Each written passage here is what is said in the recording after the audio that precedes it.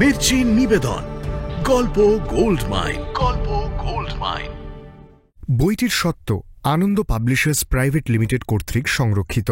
শুনছেন সরঞ্জিত চক্রবর্তীর লেখা গল্প কম্পাস। আজ শুনবেন তৃতীয় পর্ব।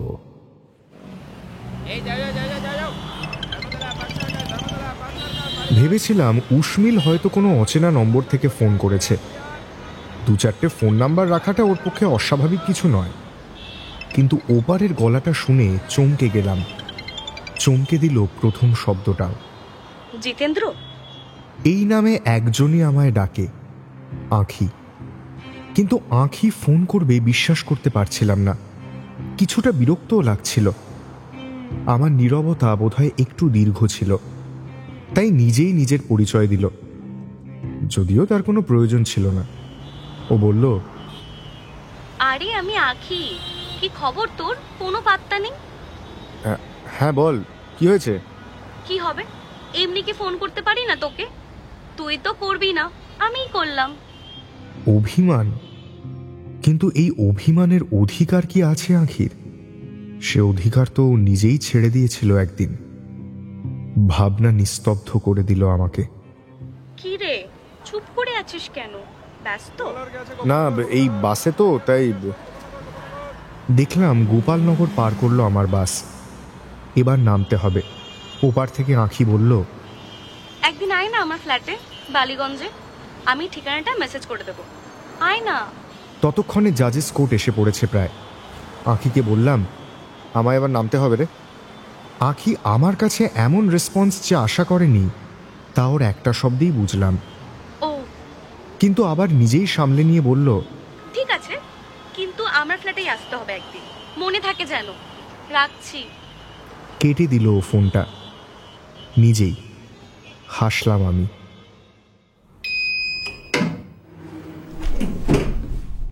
লিফটের জন্য দাঁড়াতে হলো একটু সেদিন। ওই বাড়িটা সবসময় কেমন যেন থমথম করত। যে 2-4 জনকে দেখতাম, মনে হতো তারাও নাক আকাশে বেঁধে হাঁটছে। নিজেকে মনে হতো হাওয়ার তৈরি, ওরা দেখতে পায় না আমাকে। ফ্ল্যাটের ডোরবেলটা বাজিয়ে একটু সরে দাঁড়ালাম। কেমন আছে উসমিল কে জানে। দুপুরবেলা একবার ইচ্ছে হয়েছিল ফোন করে খবর নিতে, কিন্তু করিনি। কেমন যেন বাঁধো বাঁধো ঠেকছিল। মনে হচ্ছিল উসমিল নিশ্চয়ই খারাপ ভাববে, বিরক্ত হবে। তাছাড়া যদি বুঝে ফেলে সেই 19টা খরগোশের উপস্থিতি। আসুন দাদা। বুড়ি দরজাটা খুলে সরে দাঁড়ালো। ভেতরে ঢুকে জুতো খুলতে গিয়ে দেখলাম আর একটা জুতো। কেউ কি এসেছে তাহলে? আমি কি তবে ভুল সময় এসে পড়লাম? সামান্য সংকোচ হলো, তবে কি চলে যাব? যখন কথাটা ভাবছি তখনই বুড়ি আমায় তাড়া দিল। দাদা, ভেতরে চলুন। দিদি বলেছেন যে আপনি আসবেন, দিদি ওয়েট করছেন। বসার ঘরে ঢুকেই থমকে গেলাম। চিরাগ বসে রয়েছে, আর চিরাগের পাশের সোফায় গায়ে একটা চাদর দিয়ে আধশোয়া হয়ে আছে উসমিল। মনে হলো শরীরের কথাটা একবার জিজ্ঞেস করি, কিন্তু মত বদলালাম। চিরাগ কি ভাববে কে জানে। তার চেয়ে কাজের কথাটা সরাসরি বলাটাই ঠিক হবে। সামান্য সময় নিয়ে বললাম, তোমায় কল্যাণগড়ের খবরটা দিতে এলাম। উসমিল কিছু বলার আগেই চিরাগ যেন রে রে করে উঠল। আরে তুমি মানে? What nonsense! তুমি ওকে তুমি করে বলছো কোন সাহসে? হ্যাঁ, কি ব্যাপার কি তোমার? কি উত্তর দেব ভেবে পেলাম না। ভ্যাবাচাকা খেয়ে গেলাম একদম। চিরাগের ব্যবহারটা প্রথম দিনেই খারাপ লেগেছিল, আজ যেন আসল মানুষটা বেরিয়ে পড়ল সামনে। তবে জানতাম না আরও চেনা বাকি ছিল ওকে। চিরাগ বলল, কি হলো? Speak up! আর কি হচ্ছে? উত্তর দাও। এত চিৎকার করছো কেন? মাথাটা ধরিয়ে দিলে একদম। আরে ওকে আমিই বলেছি ওসব ম্যাডাম ফ্যাডাম আর আপনি যেন না বলে। উসমিলের উত্তরে চিরাগ ভুরু কুঁচকে তাকালো উসমিলের দিকে, তারপর বলল, you should not encourage this kind of things.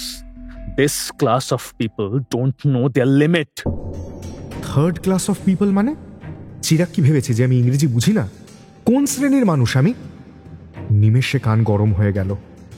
শরীরের সমস্ত রক্ত দল বেঁধে জটলা করল মাথায়। হাত দুটো নিজের অজান্তেই মুঠো করে ফেললাম। মনে হলো চিরাগের ওই গাজরের মতো মাথাটা ঘাড় থেকে ছিঁড়ে নি। ও শাট আপ! আধশোয়া অবস্থা থেকে উঠে বসলো উর্মিল। তারপর আমার দিকে তাকিয়ে বলল, তুমি বলো কি ব্যাপার? খোঁজ পেলে মৌরিমা সেনের? আর দাঁড়িয়ে আছো কেন? বসো। বসলাম আমি, নিজেকে একটু সামলে নিলাম মনে মনে। তারপর বললাম, সীমন্তিনী কথা বলার মতো অবস্থায় নেই একদম। গত 6 বছর ধরে উনি শয্যাশায়ী, ফার্নিচারের মতো হয়ে গিয়েছেন। কাউকেই চিনতে পারেন না, এমনকি নিজের সন্তানদের পর্যন্ত চিনতে পারেন না। উর্মিল হতাশ হলো, অসহায়ের মতো প্রশ্ন করল, তবে কি হবে এখন? ওকে খুঁজে পাবো কি করে? দাদুকে যে বলেছিলাম ঠিক খুঁজে বের করব। চিরাগ হঠাৎ লাফিয়ে উঠল, চিৎকার করে আমাকে বলতে শুরু করলো, তুমি এখনো ট্রেস করতে পারোনি? হ্যাঁ, এখনো না? এখনকার দিনে এত টেকনোলজিক্যাল অ্যাডভান্সমেন্টের যুগেও পারোনি? ইয়ার কি হচ্ছে? গোয়েন্দা হওয়া হয়েছে? ও আরো হোমস হবে? একজনকে খুঁজে পেতে এত সময় লাগে? কি পেয়েছো কি? হ্যাঁ, এত ইনকম্পিটেন্ট কেন? আমি চিরাগকে বোঝাতে চেষ্টা করলাম, স্যার এতটা সহজ নয়। একজন সেই 70s ইউনিভার্সিটি ছেড়ে গিয়েছেন, কোথায় গিয়েছেন, কিভাবে আছে এখন, সেটা কি 40 বছর পরে এভাবে খুঁজে পাওয়া সম্ভব? সহজ হলে তো আমি নিজে করতাম, তোমাদের পিছনে টাকা নষ্ট করতাম না। কাজের বেলায় কিছু পারে না, কিন্তু বিল তো করবে 2 মাইল লম্বা। এই লজ্জা করে না? আমার মনে হচ্ছিল এবার মারবই ব্যাটাকে। উর্মিলের সামনে আমাকে এসব বলছে, অমন শিডিঙ্গে শরীরটা নিয়ে লাফাচ্ছে। উর্মিল না থাকলে ওকে ভেজা গামছার মতো নিংড়ে মাটিতে ছুঁড়ে ফেলে দিতাম। ও লাফাতে লাফাতে বলল, তুমি একটা ইনকম্পিটেন্ট বাফুন, একটা চুপ! একদম চুপ! আচমকা উর্মিল গা ঝাড়া দিয়ে উঠে বসল। তারপর চাপা গলায় বলল, বেরিয়ে যাও, বেরিয়ে যাও বলছি, or I will chuck you out of here. যাও! এবার চিরাগের থতমত খাওয়ার পালা। পোকার মতো দাঁড়িয়ে রইল। দেখলাম উর্মিলের সারা শরীরে যেন আগুন জ্বলছে, মুখটা টকটকে লাল হয়ে উঠেছে, চোয়াল শক্ত। মনে হচ্ছে যে কোনো সময় দপ করে গোটা শরীরটাই মশালের মতো জ্বলে উঠবে। চিরাগ খুব ধীরে কেটে কেটে বলল, তুমি আমায় আমার বাড়ি থেকেই বের করে দিচ্ছ? এবার দেব। আর এটা তোমার নয়, আঙ্কেলের ফ্ল্যাট।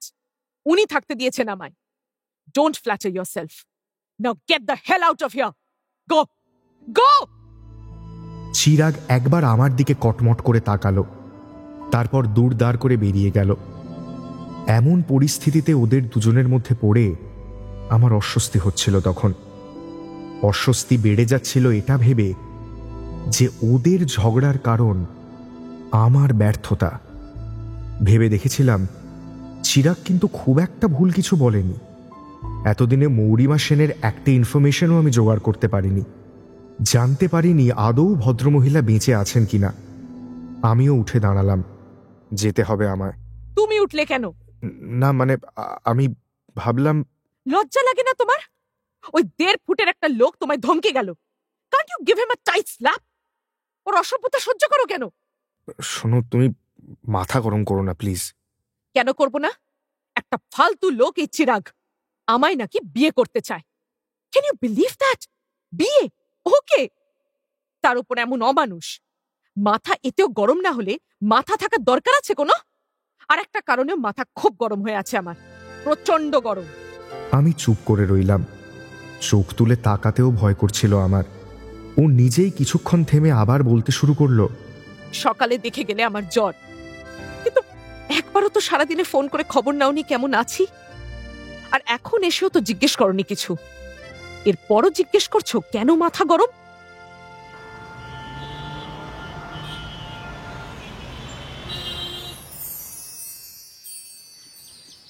পরের দিন রবিবার, অফিস ছুটি। মা বাবা এলো আমার ভবানীপুরের মেসে। আমি সকালে বাসস্টপ থেকে নিয়ে এলাম। মায়ের ডাক্তারের অ্যাপয়েন্টমেন্ট ছিল দুপুরবেলা, ডাক্তার দেখিয়ে ফিরে যাবে। সকালে ওদের এনে একটু গড়িয়ে নিচ্ছিলাম। মা বারান্দায় ছিল, বাবা মোটার বিছানায় বসে পেপার পড়ছে। একটু তন্দ্রা মতো এসেছে আমার। ঘুমের মধ্যে উষ্মিলের মুখটা ভেসে উঠল, আর কি এক অজানা আশঙ্কায় ঘুমটা ভেঙে গেল। আর হলো না ঘুমোনো। মা এসে বসলো আমার বিছানায়, মাথায় হাত বুলিয়ে বলল, চা খাবি? করব? আমি অবাক হয়ে বললাম, চা? চা করবে কিভাবে? তোর এখানে কোনো আয়োজন নেই? আয়োজন চায়ের? না, নিচের থেকেই তো খাবার দাবার সব আনি। কেন? একটা ছোট গ্যাস স্টোভ কিনে নিলেই তো পারিস। অন্য সময় খিদে পেলে কি খাস? রাস্তার ওই অখাদ্য মোবিলে ভাজা খাবারগুলো? জানিস না ওগুলো খেলে ক্যান্সার হয়। মা, কোথাকার জল কোথায় নিয়ে যাও না তুমি? আমার এমনিতেও চা খাওয়ার বাতিক নেই, তুমি তো জানো। বেশিরভাগ সময়টাই তো বাইরে বাইরে কেটে যায়। গ্যাস স্টোভ হবে ঝামেলা কে নেবে? তাও নিজের খাবারের রাশ নিজের হাতে থাকাই ভালো। আর এটা কোথায় থাকিস তুই?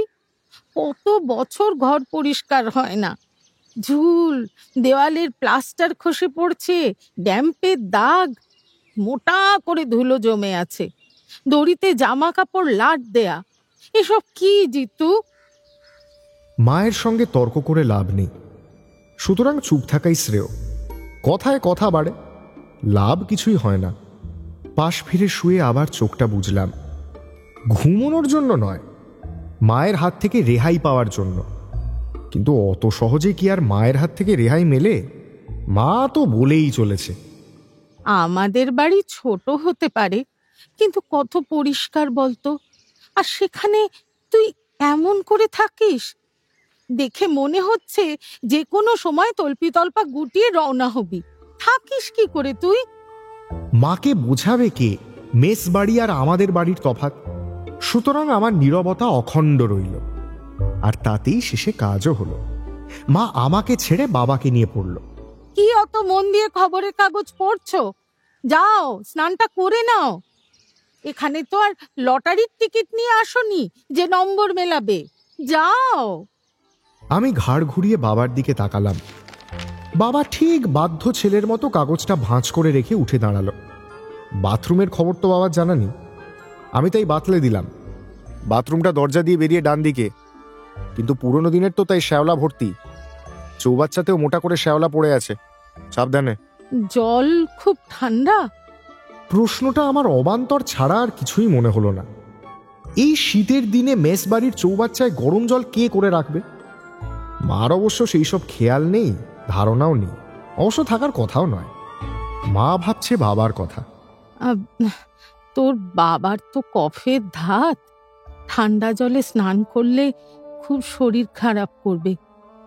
বাড়িতে তো রোদে জল রেখে দি, এখানে দেখ না, যদি নিচ থেকে গরম জল পাস।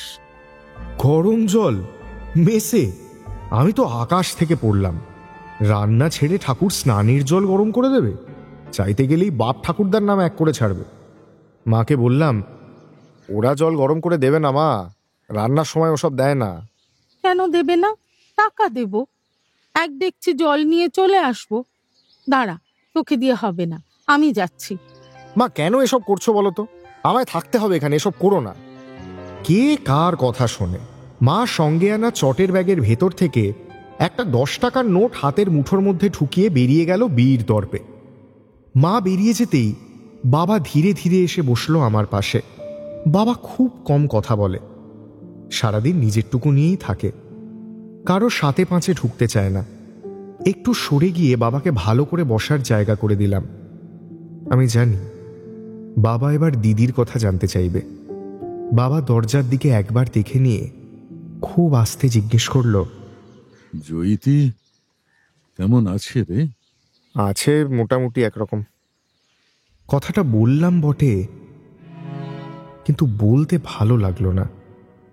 ওই যে আপনাদের বলেছি, মিথ্যে বলতে আমার আজও ভালো লাগে না। কিন্তু কি করব বলুন? দিদি যে নরকের মধ্যে আছে সেটা কি করে বলতাম? হিতেশটা যে মানুষ নয় সেটা জানিয়ে বাবার কষ্ট বাড়িয়ে কি লাভ? বাবা আবার দরজার দিকে তাকালো, তারপর বুক পকেট থেকে 2টো খাম বের করে বলল, এটা রাখ, একটায় 500 টাকা আছে তোর জন্য। আর একটাই আছে 1000 টাকা, জয়িতের মেয়েটার জন্য। তুই দিয়ে দিস। টাকা? কোথায় পেলে এত টাকা? কয়েকদিন আগে লটারিতে পেয়েছি 6500 টাকা। তোর মাকে বলিনি, কিছুটা দিয়ে ধার মিটিয়েছি, আর কিছুটা রেখেছি তোদের জন্য।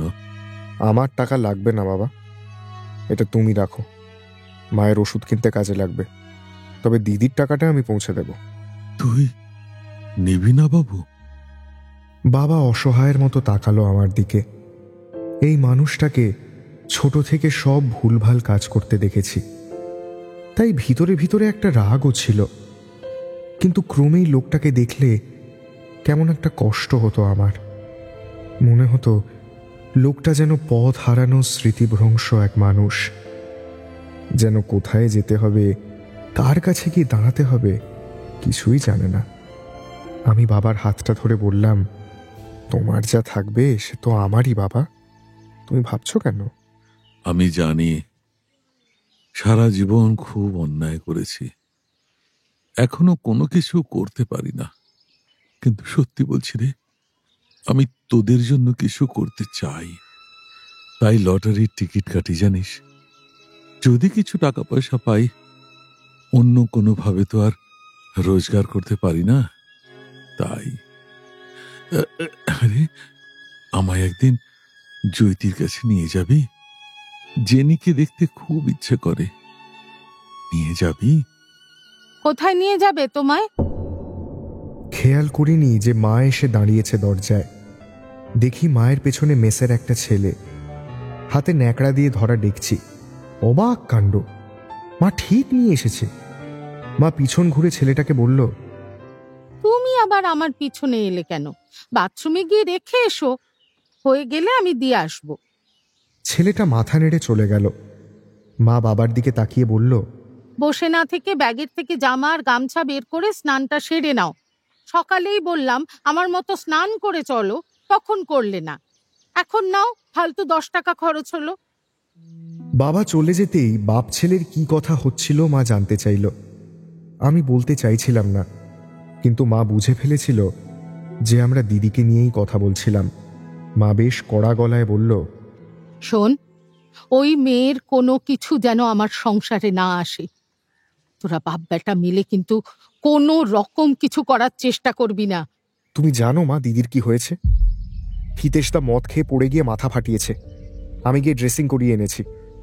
গত পরশুও গিয়েছিলাম, ডাক্তার বলেছে স্ক্যান করাতে, করিয়ে নিয়ে এসেছি। রক্ত ক্লট করেনি, ভাগ্য ভালো। কিন্তু কিন্তু দিদি ভালো নেই মা। আর এসবের মধ্যেও জেনি পড়াশুনো করার চেষ্টা করছে, কত ভালো রেজাল্ট করে জানো? তোমার তোমার একবারও দেখতে ইচ্ছে করে না ওদের মা? তুই নিয়মিত যাস, তাই না? মায়ের মুখটা দেখে আমার ভয় হলো। চোয়াল শক্ত করে রয়েছে মা।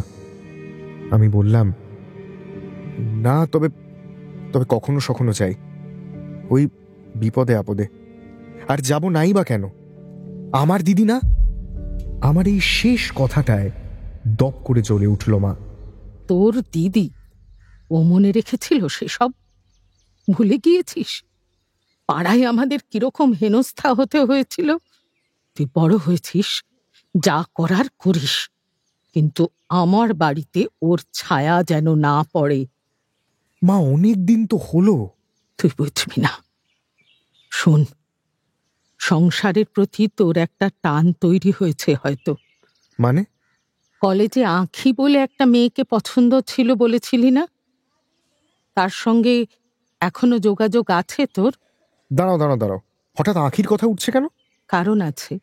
আমি বলি কি, তুই ওই আঁখিকেই বিয়ে কর, নিজের একটা সংসার পাত। দেখবি আজে বাজে জায়গায় যেতে ইচ্ছে করবে না। কি আজে বাজে বকছো? বিয়ে আমি আঁখিকে? তোমার মাথা ঠিক আছে তো? হ্যাঁ, 28 বছর বয়স তো হলো, তবে তো তো মানে কি? মা আরো কি কি বলছিল কানে ঢুকছিল না আর। মনে মনে হাসি পাচ্ছিল। একে তো আঁখির খবর মা জানে না, দ্বিতীয়ত বিয়ে আমার কাছে বামন হয়ে চাঁদের স্বপ্ন দেখার সমান ছিল। তখন যা মাইনে পেতাম তাতে কি বিয়ে করা চলে? বউকে খাওয়াতাম কি? মা বোধহয় আমার মনের কথাটা ধরে ফেলেছিল। হঠাৎ আমার কানে বাজলো, মা বলছে, তোর ব্যাংকের পরীক্ষার কি হলো? চেষ্টা কিছু করলি? ওর জন্য এক জায়গায় ভর্তি হতে হবে, টাকা লাগবে অনেক। অফিসে এমনিতেই লোন আছে, ওখান থেকে টাকা পাওয়া যাবে না। সব অত সহজ নয় মা, যতটা তুমি ভাবো। আমি আর কথা বাড়াতে চাইলাম না। কি হবে কথা বাড়িয়ে? ওই যে বললাম একটু আগে, কথায় কথা বাড়ে, লাভ কিছুই হয় না।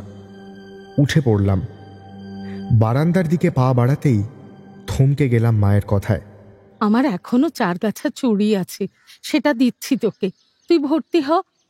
নিজের জীবনটা দেখ জিতু, জীবনটা দেখ। যাওয়ার আগে তুই ভালো আছিস সেটা দেখে যাব না? বল। মায়ের মুখের দিকে তাকালাম, চোখ দুটো যেন জ্বালা করে উঠল। কান্না আড়াল করতে করতে বারান্দায় পালিয়ে যাব ভাবছি, ঠিক তখনই শুনলাম মেসের ম্যানেজার কাম মালিক নন্দনবাবুর ক্ষণক্ষণে গলা। আরে আরে আরে আরে কি বলেছি আপনাকে, চললেন কোথায়?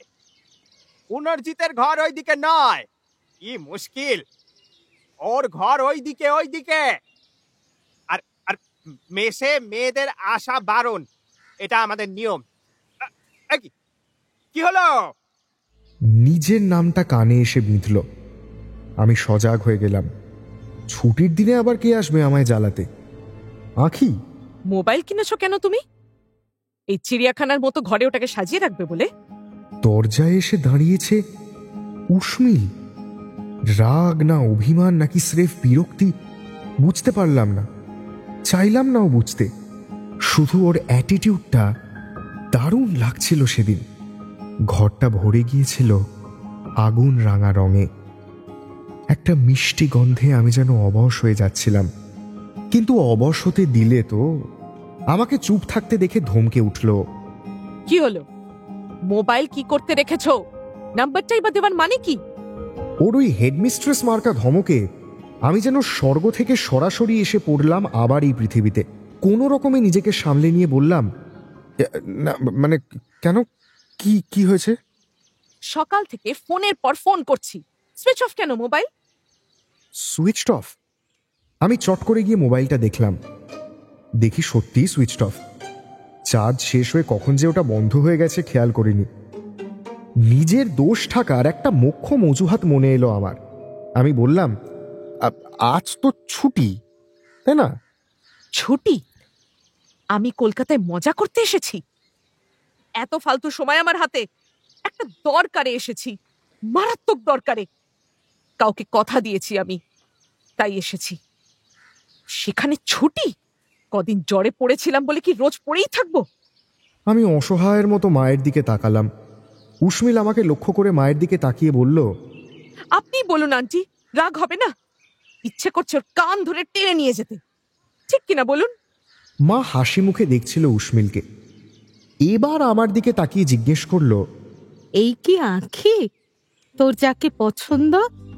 হায় হায় হায়, এমন হাটে হাঁড়ি ভাঙে কেউ? চরম 70ও এমন করে না। আমি স্রেফ চোখটা বন্ধ করে নিয়েছিলাম, ভয় পাওয়া খরগোশের মতো। আর বুকের খরগোশগুলো তো থাকছে, কথা বাদ দিন।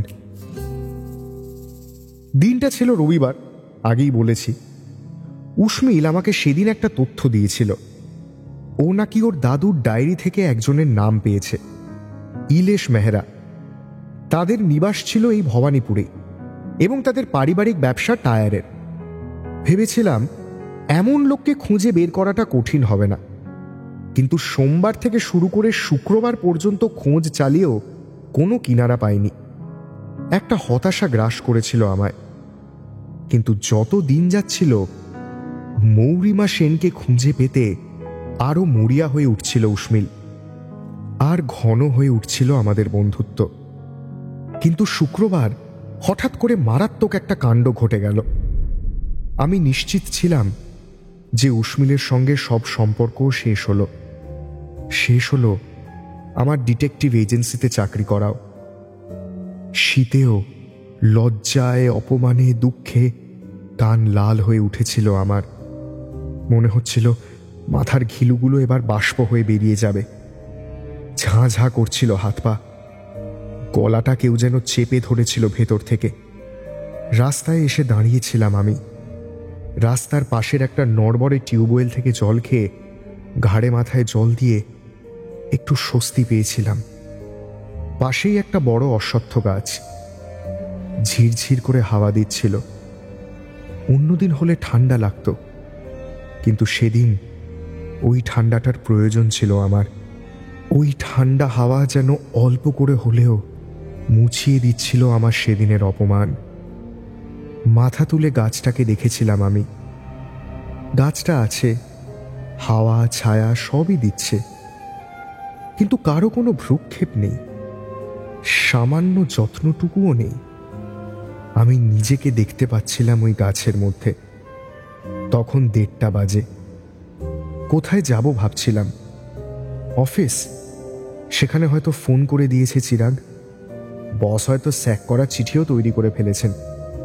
কিন্তু ভুলটা তো আমার ছিল না। তাহলে উসমিল চুপ করে থাকলো কেন? চিরাগ তো উসমিলের সামনে হিরোগিরি দেখাতেই ব্যস্ত। সেটা কি জানতো না মেয়েটা? তাও কি করে চুপ করে থাকতে পারলো?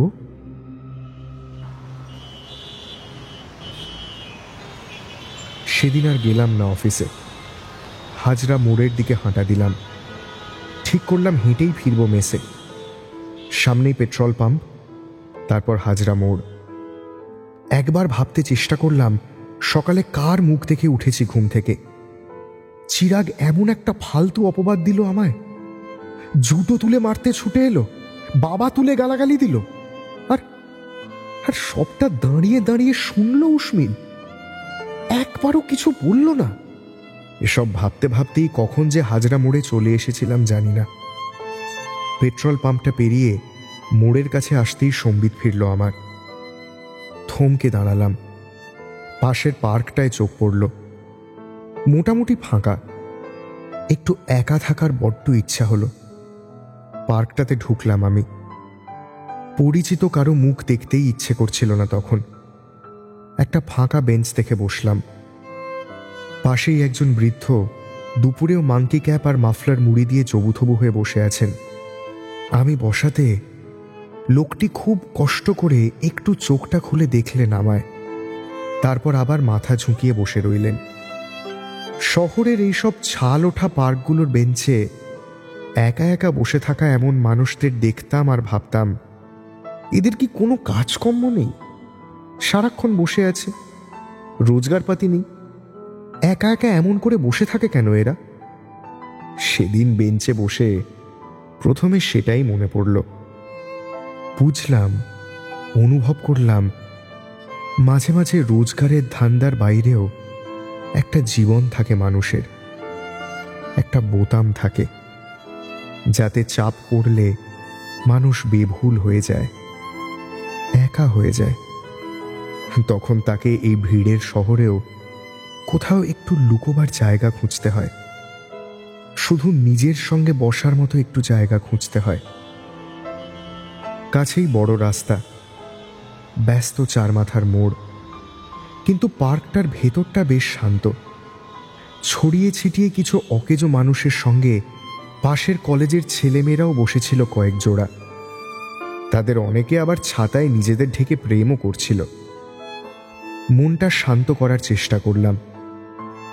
যা ঘটেছে সেটা ভেতরে ভেতরে আমাকে ব্লেড দিয়ে কাটার মতো করে চিরে ফেলছে। এটার থেকে আমাকে বেরোতেই হবে। ভাবলাম, কে এই মানুষগুলো যাদের জন্য এতটা কষ্ট পাচ্ছি? এদের থেকে মনটা ঘোরালেই তো আর ঝামেলাটা থাকে না। মোবাইলটা বের করে দিদির নম্বরটায় কল করলাম। দিদি। আজও মন খারাপ হলে দিদির কথা মনে পড়ে। মনে হয় ছুটতে গিয়ে মুখ লুকিয়ে ফেলি দিদির কোলে, তারপর খুব কাঁদি। মনের সমস্ত অন্ধকারগুলো বের করে দিই চোখের জল দিয়ে। ফোনটা বেজে গেল, কিন্তু দিদি তুলল না। ভয় হলো আমার, আবার কিছু হলো নাকি। আসলে তখন দিদির ব্যাপারে বেশ ভয় ভয়ই থাকতাম। কষ্ট তো কম পাইনি জীবনে। আগের দিন একবার গিয়েছিলাম হিতেশটাকে দেখতে। বাবার দেওয়া টাকাটাও দেওয়ার ছিল, আর গিয়েই ঝামেলায় পড়েছিলাম। হিতেশ তাকে অনেকটাই ভালো দেখেছিলাম। কানে হেডফোন দিয়ে গান শুনছিল আর পাশে বসে জেনি পড়ছিল। আমাকে দেখে হিতেশ তার সামান্য ভদ্রতা সূচক একটা হাসি দিয়েছিল মাত্র, তারপর আবার চোখ বন্ধ করে গানে মন দিয়েছিল। দিদি পাশের ঘরে কাজ করছিল, আমার শব্দ পেয়ে এসে দাঁড়িয়েছিল সামনে। আমি বলেছিলাম, তোদের মেন গেটটা এমন খোলা রাখিস না, কে না কে ঢুকে পড়বে। কে আর ঢুকবে, চেনা পাড়া, কিছু হবে না। হিতেশটা ভালো আছে? আগের চেয়ে ভালো রে, মাথার ক্ষতটা তো গভীর, তাই একটু সময় লাগবে। তবে যে কম্পাউন্ডারটাকে ঠিক করে দিয়েছিলি সে আসে ঠিকঠাক। বাবা মা আসবে বলেছিলি, মেসে এসেছিল? মায়ের চোখের অবস্থা কি খুব খারাপ? না, ওই ছানি পড়েছে, তেমন সিরিয়াস কিছু না। বাবা তোর কথা জিজ্ঞেস করেছিল, আর তোর আর জেনির জন্য এটা দিয়ে গেছে। বাবার দেওয়া 1000 টাকার খামটা এগিয়ে দিয়েছিলাম। দিদি খামটা হাতে নিয়ে কেমন যেন ফ্যাল ফ্যাল করে তাকিয়েছিল। বাবা? হ্যাঁ, লটারিতে অল্প একটু টাকা পেয়েছে, তাই। তুই এটা রাখ দিদি, জেনিকে কিছু কিনে দিস। না করিস না, বাবা খুব কষ্ট পাবে। দিদির চোখে জল উপচে এসেছিল আচমকা। ও বলেছিল, বাবা আমায় মনে রেখেছে। তোকেই তো মনে রেখেছে রে। বাবা অনেক পাল্টে গেছে জানিস। তুই চল না একদিন আমার সঙ্গে রায়পুরে। ওখানে? না না, মা আমায় মেরে ফেলবে। মন থেকে তো এমনিতে মেরেই ফেলেছে, এবার সত্যিকারের মেরে ফেলবে। এসব কেন ভাবিস বলতো তুই? জেনি হবার পরে মা কি বলেছিল মনে নেই? জন্মাবার সময় নুন দিয়ে মেরে ফেললে এই মেয়েটা আসতো না পৃথিবীতে। মা তো জেনিকে ঘেন্না করে, জানিস না তুই? মনে আছে, আজও মনে আছে, সবটাই স্বচ্ছ কাঁচের মতো মনে আছে। এসব কথাগুলো ক্ষতের মতো শুকিয়ে গেলেও দাগটা বোধহয় থেকেই যায়। বুঝতে পারছিলাম না কি বলবো। আর ঠিক তখনই দরজায় একটা শব্দ হয়েছিল জোরে। চমকে তাকিয়ে দেখি বড় ঘরের দরজার সামনে দাঁড়িয়ে আছে একটা লোক আর একটা মেয়ে। অবাক হয়েছিলাম, এমন চুমকি বসানো ঝলমলে মেয়ে আমি কোনোদিন দেখিনি। এই ভর বিকেলে কেউ এভাবে সেজে আসে? মেয়েটাকে দেখে হিতেশ তাই ইয়ারফোন খুলে শটান উঠে বসেছিল বিছানায়। ওর চোখে মুখে কেমন একটা বিভ্রান্তি আর ভয় স্পষ্ট দেখা যাচ্ছিল। দিদি এগিয়ে গিয়েছিল ওদের দিকে। আপনারা?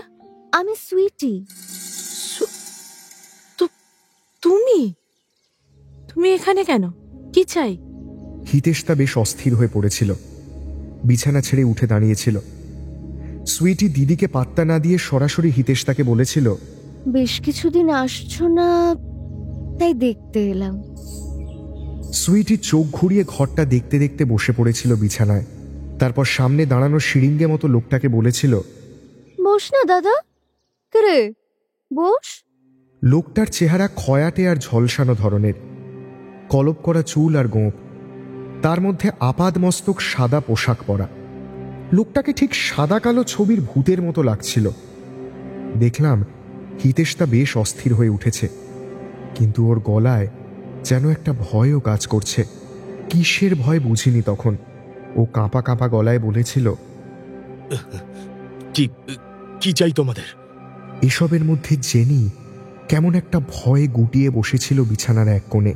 আমার ওকে দেখে মায়া হলো। আমি এগিয়ে এসে বলেছিলাম, কি চাই আপনাদের?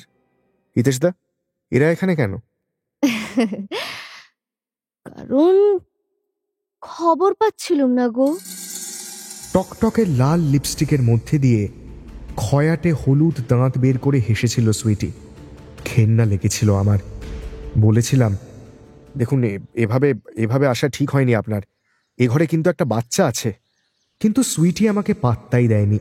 ও সরাসরি হিতেশ তার দিকে তাকিয়ে বলেছিল, হিতেশ, আমার টাকাটা কি গো, ফাঁকি দেবে সেটা কিন্তু হবে না। আমায় যেটা দাও সেটার কথা বলছি না, কিন্তু বউয়ের অসুখ বলে যে টাকাটা ধার করেছো সেটার কথা বলছি। ওটা এবার আমার চাই। বউয়ের অসুখ? কি বলছে সব সুইটি? আমি তাকিয়েছিলাম হিতেশ তার দিকে। ওর ফ্যাকাশে মুখটাই অনেক কথা বলে দিচ্ছিল। আর দিদিকে যদি না ধরতাম তাহলে হয়তো ও পড়েই যেত মাটিতে। হিতেশটা কেমন নার্ভাস হয়ে পড়েছিল, চোখ পিটপিট করছিল। এই বাড়ি চিনলে কি করে? আমি ইচ্ছে করলে সব পারি, জানো না? যা তোমার বউ পারে না সেগুলো যখন পারি, তখন বাড়ি খুঁজে পাওয়া কি কঠিন ব্যাপার? কি সব বলছেন আপনি? ওর কি শরীর খারাপ জানেন? পড়ে গিয়ে মাথায় লেগেছে। না, দিদির ওপর আমার রাগ হয়নি সেদিন, বরং মায়া হয়েছিল। এত কিছুর পরেও জানি ও হিতেশটার জন্য নিজের প্রাণ পর্যন্ত দিতে পারে। সেখানে সুইটির মুখোমুখি দাঁড়ানো তো মামুলি ব্যাপার। তবে মন্দের ভালো এটাই যে ও নিজেকে আবার সামলে নিয়েছিল ততক্ষণে। আর ওকে দেখে হিতেশটাও যেন সাহস পেয়েছিল, কড়া গলায় বলেছিল, ওসব টাকা ফাঁকা হবে না, যাও এখন, যাও বলছি। সুইটিও অত সহজে ছাড়ার মতো মহিলা নয়। আচমকা উঠে দাঁড়িয়ে চোয়াল শক্ত করেছিল, হিসহিসে গলায় বলেছিল, এই মেয়ের সামনে সব বলবো নাকি? যাবো মানে এমনি যাবো? হিতেশটা একদম গুটিয়ে গেছিল সুইটির কথায়, মিনমিন করে বলেছিল, সত্যি বলছি, একদম হাতে টাকা নেই, বিশ্বাস করো। আমার মনে হচ্ছিল মেয়েটার সঙ্গে হিতেশকেও ঘাড় ধরে বের করে দিই বাড়ি থেকে, কিন্তু অনেক কষ্টে নিজেকে সংযত রেখেছিলাম। সুইটি বলেছিল, টাকা নেই মানে? সব খুলে বলবো না কি রে? এই শোয়ার সময় মনে থাকে না যে এখানে কাঙালি ভোজন হচ্ছে না? কোমরে হাত দিয়ে তেড়ে গিয়েছিল সুইটি হিতেশদার দিকে। হঠাৎ আমাকে রীতিমতো অবাক করে দিয়ে দিদি এগিয়ে এসে দাঁড়িয়েছিল সুইটির সামনে। হাতের খামটা আর চুড়ি দুটো খুলে সুইটির সামনে ধরে বলেছিল, এটা নিন, দোহাই আর এসব বলবেন না, দোহাই প্লিজ, আর এসব করবেন না বাড়িতে। আমার মেয়েটার কথা ভাবুন, প্লিজ এটা নিন, নিয়ে যান প্লিজ। আমার তখন ইচ্ছে করছিল সুইটি আর ওর দাদাকে মাটিতে পুঁতে ফেলি, হয়তো সত্যিই কিছু করে ফেলতাম আমি। কিন্তু সুইটি খাম আর চুড়ি দুটো বিছানায় রেখে দিদিকে যা বলেছিল তাতে বুঝেছিলাম এখনো ওই নষ্ট মেয়েটার পুরোটা নষ্ট হয়ে যায়নি, বরং আজকের শিক্ষাটা দরকার ছিল হিতেশদার। এগুলো সরান। আমি কি ভেবেছেন? এই জানোয়ারটাকে ঘরে বেঁধে রাখবেন? এদিকে গেলে না পা ভেঙে দেবো একদম। সুইটি চলে যাওয়ার পর হিতেশদা মাথা নিচু করে বসেছিল বিছানায়। আমার গা জ্বলছিল। এই লোকটাকে দিদি ভালোবেসেছে কি করে? এই লোকটার জন্য এমন একটা জীবন বেছে নিয়েছে কেন? কি করে পারলো দিদি? ও জেনিকে নিয়ে চলে গিয়েছিল পাশের ঘরে। যাওয়ার আগে ক্লান্ত গলায় হিতেশদাকে বলেছিল, মেয়ের সামনে আজ যা হলো, এরপরে ও যদি তোমায় জুতো দিয়ে মারে তাহলে কিন্তু ওকে দোষ দিও না। বাড়িতে যা পাও না তা বাজার থেকে নাও, আমার আপত্তি নেই, কিন্তু তা বলে সেখানে গোলমাল করে বাজারটা বাড়িতে এনো না।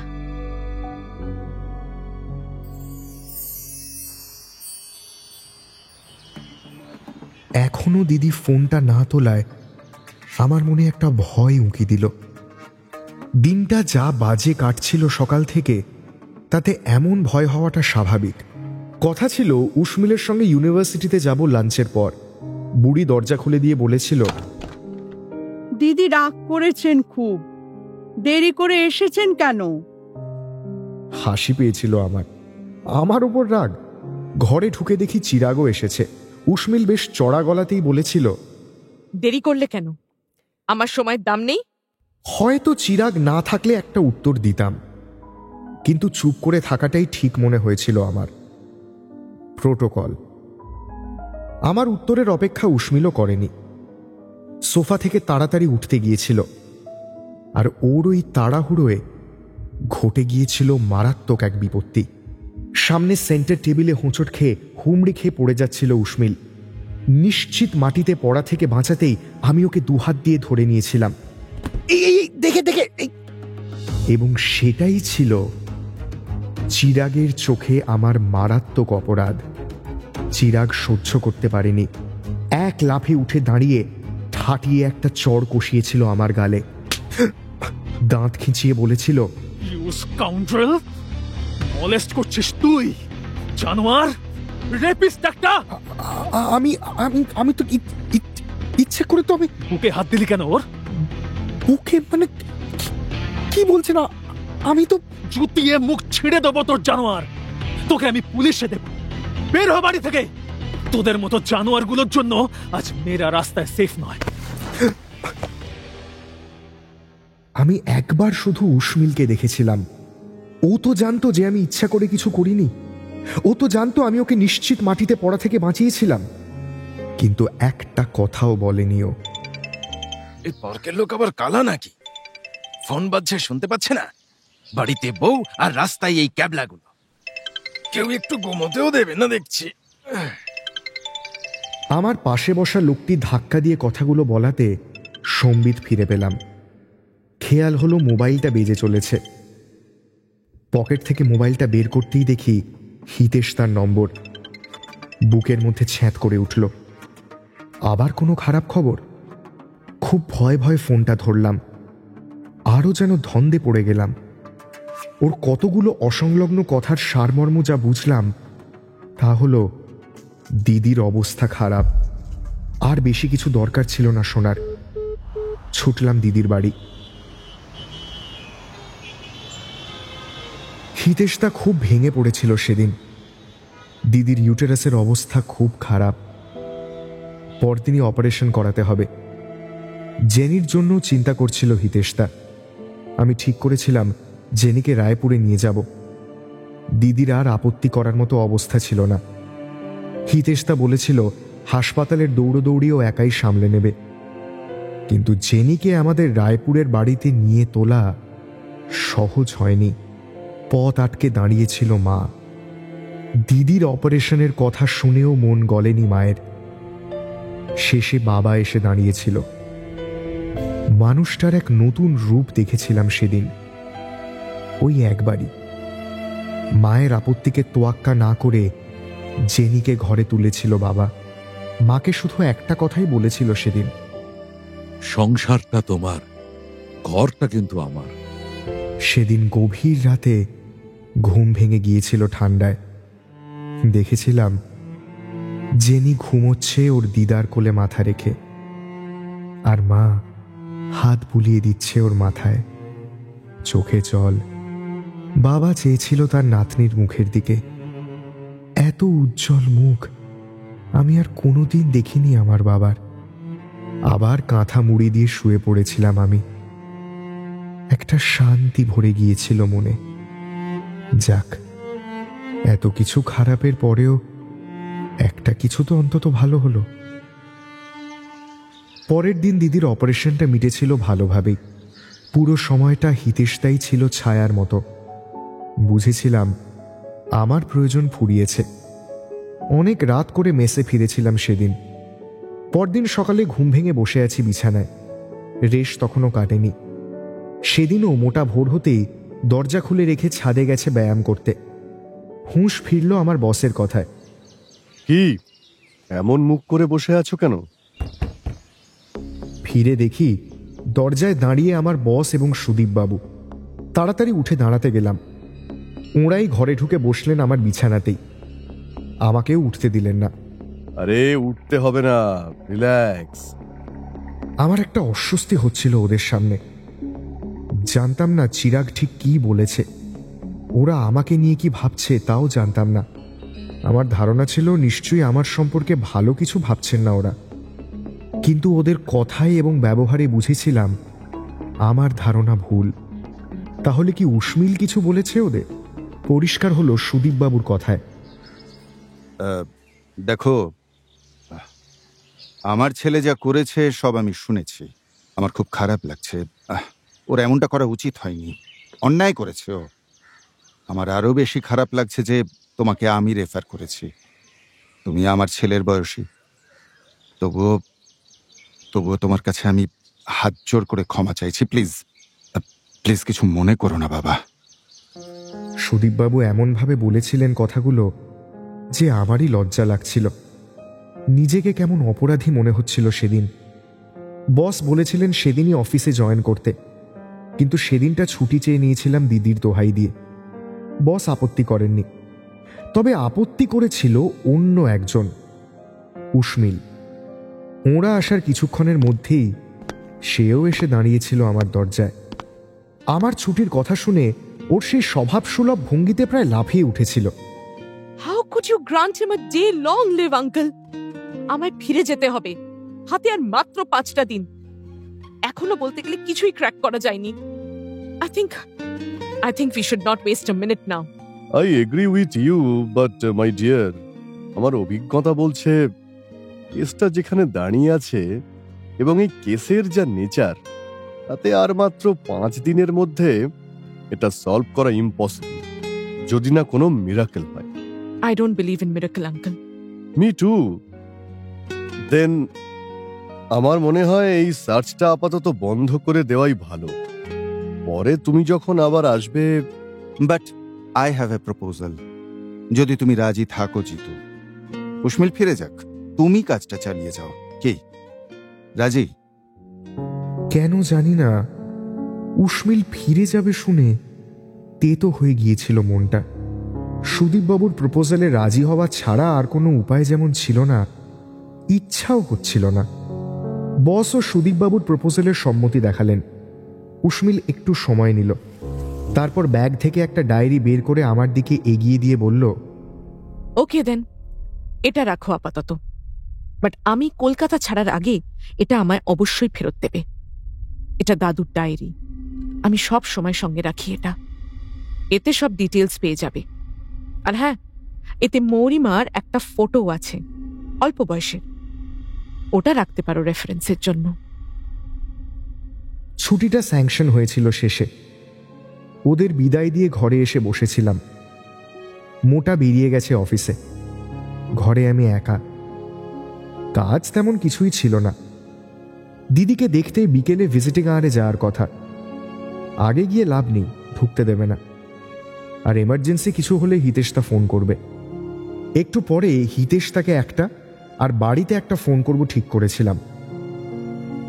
আমার সঙ্গে যা ঘটে গেছে তা নিয়ে আর ভাবতে ইচ্ছা করছিল না, বরং ডায়েরিটা যেন আমাকে কি এক অজানা আকর্ষণে টানছিল। হাতে নিয়ে প্রথম পাতাটা উল্টেছিলাম। ডায়েরি থেকে টুপ করে একটা ফটো খসে পড়েছিল বিছানায়। তুলে দেখি সাদা কালো ছবি, মৌরিমা সেন। ছবিতেও যা ওর রূপ ফুটে উঠেছিল, তাতে বাস্তবে উনি কতটা সুন্দরী কল্পনা করার চেষ্টা করেছিলাম। মনে পড়েছিল আদিত্য মুখার্জির ডায়েরিতে নিশ্চয়ই থাকবে ওর রূপের প্রসঙ্গ। ছবিটা সরিয়ে রেখে ডায়েরির পাতা উল্টেছিলাম আবার।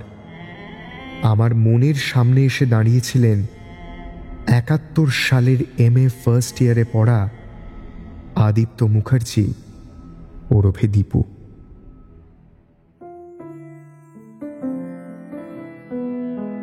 কি আছে আদিত্য মুখার্জির ব্যক্তিগত ডায়েরিতে?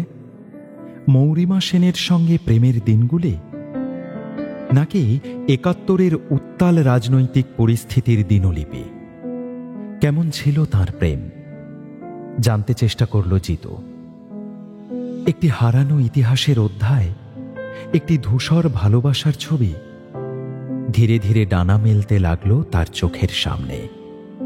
সময়টা কলকাতা, 1971, এক উত্তাল রাজনৈতিক সময়। সেই সময়ের নায়ক এক আদিত্য মুখার্জি ওরফে দীপু। এর পরের গল্পের কথক সেই দীপু।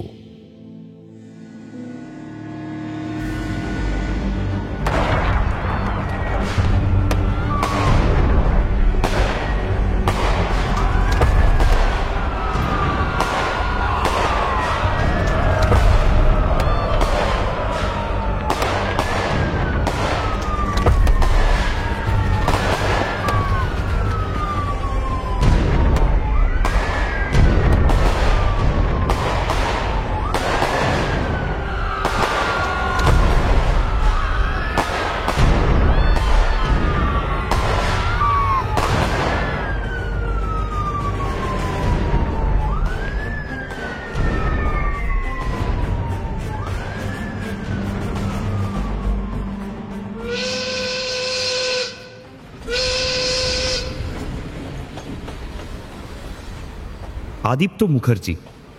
আমি দীপু। শিয়ালদা স্টেশন থেকে কলেজ স্ট্রিটটা এক একদিন খুব দূর মনে হয়। মনে হয় যেন রোদের তাপ বেশি, গাড়ির গুঁতোগুঁতি বেশি, হকারদের ছড়িয়ে বসে থাকাটা বড্ড বেশি। ইউনিভার্সিটিতে যেতে এত ডজ করতে মোটেই ভালো লাগে না আমার, কিন্তু উপায় নেই। বাসে করে এটুকু যেতে যা পয়সা লাগে সেটা দেওয়ার মতো ক্ষমতা আমার নেই। যাদবপুর থেকে উইদাউট টিকিটে শিয়ালদা পর্যন্ত আসা যায় বটে, কিন্তু শিয়ালদা থেকে বাসে করে তো সেই উপায়ে কলেজ স্ট্রিট যাওয়া যায় না, তাই হাঁটাই সম্বল। আমি স্টেশন থেকে বেরিয়ে পাশে হাঁটতে থাকা বয়স্ক লোকটার ঘড়িটা দেখার চেষ্টা করলাম, পারলাম না। আমি পিছন ফিরে এবার স্টেশনের মাথায় লাগানো বড় ঘড়িটা দেখলাম। 10:30 বাজে। ঠিকই আছে, 11টায় প্রথম ক্লাস, মিস হবে না। তবে যদি ক্লাস হয় তাহলেই মিস হওয়ার প্রশ্ন উঠছে। রোজই তো একটা না একটা বাহানায় আজকাল ক্লাস বাতিল হয়ে যাচ্ছে। হয় পুলিশ লাঠি চালাচ্ছে, নয়তো একদল বোমা মারছে। শহরটা কেমন যেন লণ্ডভণ্ড হয়ে গিয়েছে একদম। পাশের দেওয়ালে আটকানো বড় সিনেমার পোস্টারটা দেখলাম, জনি মেরা নাম, দেবানন্দের ছবি। ইস, সবাই বলছে দারুণ হয়েছে, আমার আর দেখা হলো না। ইলেশ বলেছিল যেতে, কিন্তু এখনো সময় করতে পারিনি। ইলেশ ছেলেটা বেশ ভালো, ভবানীপুরে থাকে, গাড়ির টায়ারের বড় ব্যবসা ওদের। তবে লেখাপড়া নিয়ে ওদের কেউ খুব একটা চিন্তিত নয়। কিন্তু ইলেশ হল দৈত্যকুলে প্রহ্লাদ, বা ওদের বাড়ির মত অনুযায়ী প্রহ্লাদ কুলে দৈত্য। যাদের বংশের কেউ ক্লাস 10 টপকায়নি, সেখানে ইলেশ একদম ইংরেজি নিয়ে MA পড়তে ভর্তি হয়ে গিয়েছে ইউনিভার্সিটিতে। আমি মাঝে মাঝে ওকে বলি, এই এত রিস্ক না নিলেও পারতিস, বাড়িতে তোর ধোপানাপিত বন্ধ হবে এবার। উত্তরে ইলেশ বলে, হোক, ক্ষতি নেই, কিন্তু আমি সিমির কাছ থেকে দূরে থাকতে পারবো না। সিমি মানে সীমন্তিনী বড়ুয়া। আমাদের সঙ্গে গ্র্যাজুয়েশন করেছে মেয়েটা, তারপর আমাদের সঙ্গেই ভর্তি হয়েছে MA-তে। ইলেশের ওকে খুব পছন্দ। খুব মানে ক্ষয়ের পর অনেক রস্য উ দিয়ে খুব। সেই কলেজের ফার্স্ট ইয়ার থেকে সিমির পেছনে লাইন দিয়েছে ইলেশ। সেই কারণেই ওর নিজেদের ব্যবসায় না ঢুকে ইউনিভার্সিটিতে ঢোকা। কিন্তু আজও খুব একটা সুবিধে করতে পারেনিও। সিমি ওকে পাত্তাই দেয় না। ইলেশকে আমি বেশ অনেকবার বলেছি, কেন রে, পৃথিবীতে মেয়ে নেই আর? এমন ডিভোশন দিয়ে কোনো স্বর্গের অপ্সরাকে ডাকলে এতদিনে তার সঙ্গে তুই 2 পিস ফাউ পেয়ে যেতি। কেন পড়ে আছিস বলতো ওর পেছনে? আরে তোকে ভালোবাসে না, তুই বুঝিস না? ইলেশ ভরসা দেয়, তবে আমায় নয়, নিজেকে। আর বলে, বাসবে বাসবে, সবুরে মেওয়া ফলে। ফালতু কথা, একদম ফালতু কথা, কিচ্ছু ফলে না। দেখছি তো নিজেদের। সেই 47-এ বর্ডার পার করে জীবন হাতে করে এসে আমরা ঢুকেছিলাম এই দেশে। 24 বছর কেটে গেছে, হলো কিছু? শিয়ালদা স্টেশনের রিফিউজি ক্যাম্প থেকে যাদবপুরের কলোনির 2 ঘরের বাসা। বাবা আর দাদা চেষ্টা করে পায়ের আর কপালের সব চামড়া তুলে ফেলল। সবুর করে করে লাইফটাকে 5 দিনের টেস্ট ম্যাচ করে দিল, তাও হলো কিছু? রাতে বাবার পাশে শুয়ে কফের ঘরঘরানি আর পাশের ঘরে দাদা বৌদির চাপা হাহাকারের মাঝে গুলিয়ে ঘেঁটে আজ বুঝি যে বেশি সবুর করলে শেষ রাতে ঘুমের ভিতর নিজের বীজটুকুই নষ্ট হয় মাত্র, আর কিচ্ছু হয় না। কিন্তু ইলেশকে তো আর নিজের ফ্রাস্ট্রেশনের গল্প বলা যায় না, তাই কাটছাঁট করে বলি। কিন্তু সে বেটা বোঝে না কিছু, শুধু পাগড়ি ঠিক করতে করতে বলে, রোম একদিনে তৈরি হয় না রে।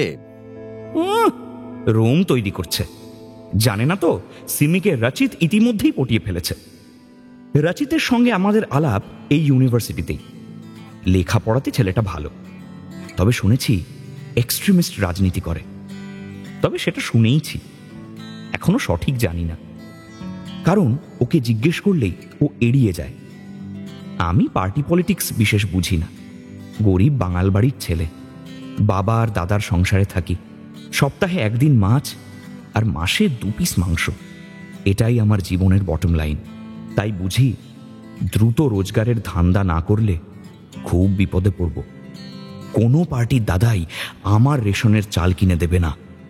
বাবা তো কথায় কথায় বলে, সময়টা একদম ভালো নয় রে দীপু, চারদিকে অরাজকতা চলছে। তুই কিন্তু একদম এদিক ওদিক তাকাবি না, নিজের মনের কম্পাসটা ঠিক রাখবি। জানবি তোকে অনেক অনেক দূর যেতে হবে, অনেক বড় হতে হবে। মনে রাখবি, দেওয়ালের স্লোগানে জীবন চলে না। আদিত্য মুখার্জির ডায়েরি জিতুকে নিয়ে যায় ৭১-এর উত্তাল দিনগুলোতে। রক্তে ভেজা বারুদের গন্ধে ভরা দিনগুলো তার চোখের সামনে ছবির মতো ভেসে উঠতে থাকে। সে যত পড়ে তত হারিয়ে যেতে থাকে ৭১-এর কলকাতার অলিতে গলিতে।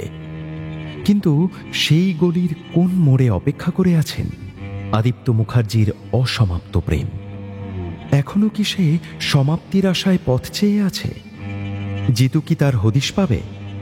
উসমিল কি জিতুর হাত ধরে আদিত্যর অসমাপ্ত প্রেমের সমাপ্তি ঘটাতে পারবে?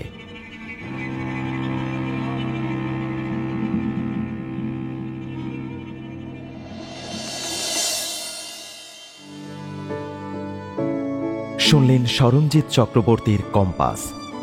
উপস্থাপনায় শিবাশিস বন্দ্যোপাধ্যায়, নাট্যরূপ শুদ্ধ সত্য দাশগুপ্ত, পর্ব পরিচালনায় দেবলীনা আচার্য, আবহ সঙ্গীত কৌশিক দাস, সৃজনশীল পরিচালনা ইন্দ্রাণী চক্রবর্তী, প্রযোজনায় ভিজুয়াল অডিও, গল্প পাঠে স্পন্দন দাস, জিতু মির্চি অগ্নি, আঁখি সুস্মিতা সর্দার, চিরাগ প্রসূন দাস, উসমিল ত্রিনাঞ্জনা দাস, জিতুর মা কেয়া মুখার্জি, জিতুর বাবা সমীর চরিত, নন্দ বিকি দাস, দিদি আম্রপালি ঘোষ মিত্র, সুইটি অধ্যায় সাহা, হিতেশ শুভায়ন রায়, বস অভিষেক মুখার্জি, দীপু ঋতব্রত মুখার্জি এবং অন্যান্য শিল্পীরা।